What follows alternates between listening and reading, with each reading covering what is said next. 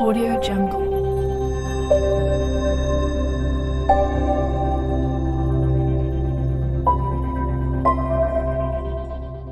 салом, барномаи навбатии топро пешкаши шумо мекунем. дар барномаи имрӯзаи мо топ 8 варзишгар занони зеботарини рӯи дунё. дар ҷои 8 Анастасия Бризгалова, Русия. ин духтари муйсиё якчанд маротиба дар Олимпиадаи ҷаҳонӣ ва байналмилалӣ медалҳои тиллоро сазовор гаштааст. ӯ зиёда аз 1000 мухлисон чӣ дар Инстаграм ва чӣ дар майдони Олимпиро дорост, ки зиёда аз онҳо мардҳо мебошанд. онҳо метавонанд ӯро танҳо аз дурӣ ва ё дар телевизион тамошо кунанд, зеро ӯ соли 2017 ба варзишгар Александр Крушельницк ба шавҳар баромадааст. соли 2018 онҳо ҳарду дар Олимпиада медали биринҷиро сазовор гаштанд. ин олимпиада сабаб шуд, ки ӯ аз ҳама машҳуртарин варзишгари кёрлинг байни бонувон гардад. дар ҷои 7 Александра Солдатова, Русия. духтароне, ки ба гимнастикаи расмӣ машғуланд, ниҳоят ёзандаанд ва одамонро ба ҳайрат мегузоранд. вале Александра на танҳо ёзанда, балки боз духтари зебо ва боистеъдод низ мебошад. ин духтари 21 сола аллакай 3 бор пай дар ҳам байни гимнастони расмӣ чемпиони ҷаҳон гаштааст. дар ҷои 6 Алекс Морган, Иёлоти Муттаҳидаи Амрико. соли 2012 Алекс Морган аллакай футболбози беҳтарин байни бонувон ҳисоб мехӯрд. ногуфта намонад, ки ӯ боз дар дастаи худ, яъне Орландо Прайд ва дастаи амрикоӣ аз ҳама бозингари зебо ва номдор мебошад. варзиш ба ӯ кӯмак кард, ки бо ширкатҳои номдор аз ҷумла Coca-Cola, Nike ва Panasonic оиди реклама шартнома бандад. ба ғайр аз варзиш, Алекс боз ба китобнависӣ шуғл дорад ва китобе дар бораи 4 варзишгар духтарон навиштааст ва ҳатто мехоҳад дар бораи Муҳаммад Салоҳ китоб нависад. дар ҷои 5 Камила Лебланк, Канада.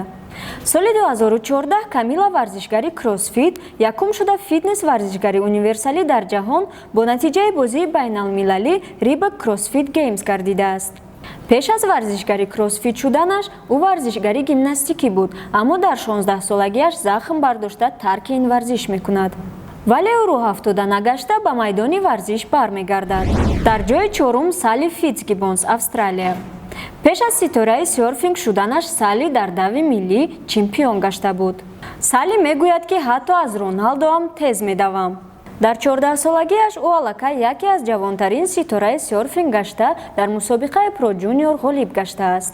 дар чемпионати ҷаҳонӣ Салли 7 маротиба ғолиб баромадааст. Салли варзишгари ҷасур, қавӣ ва бениҳоят зебо мебошад ва нисбати рақибонаш бениҳоят бераҳм аст. дар ҷои 3 Хиллари Найт, Иёлоти Муттаҳидаи Амрико. як гуфтае вуҷуд дорад, ки гӯё дар хоккей танҳо мардони аслӣ бозӣ мекунанд, вале бар қасди ин гуфтаҳо бонуи зебо ва машҳур Хиллари Найт ба бозии хоккей машғул гардидааст ва аз ҳама беҳтарин бонубозингари хоккей шудааст. дар ҷои 2 Миша Тейт аз Иёлоти Муттаҳидаи Амрико ҷойгир аст. бо ин бонуи зебо ягон марде ба баҳс баромадан ҷуръат намекунад, чунки ин бону дар санъати ҷанги омехта фаъолият мекунад. ӯ на танҳо ин санъатро омӯхтааст, балки ҷуи-ҷитсу, муайтай ва боксро низ. соли 2013 Миша дар маҷаллаи Fitness Girls баромадааст ва ӯро аз ҳама бонуи зеботарини ММА номдор карданд. дар ҷои 1 бошад Антония Мисура, Хорватия. ин бонуи бениҳоят зебо аз ҳама бозингари беҳтарин на танҳо дар Хорватия, балки дар тамоми дунё мебошад. Антония бо тарзи бозии бераҳмона ва ғазабияш машҳур аст. ӯ соли 2009 унвони мисс бозиҳои миёназаминро сазовор гаштааст. соли 2012 бошад, ӯро аз ҳама бонуварзишгари зебои баскетбол номгузорӣ карданд. бо ҳамин барномаи мо ба итмом расид. ба канали мо обуна шавед, зангулаву лайкро фаромӯш накунед ва дар комментарияҳо барномаи навбатиро дар кадом мавзӯъ дидан мехоҳед нависед. Audio Jungle.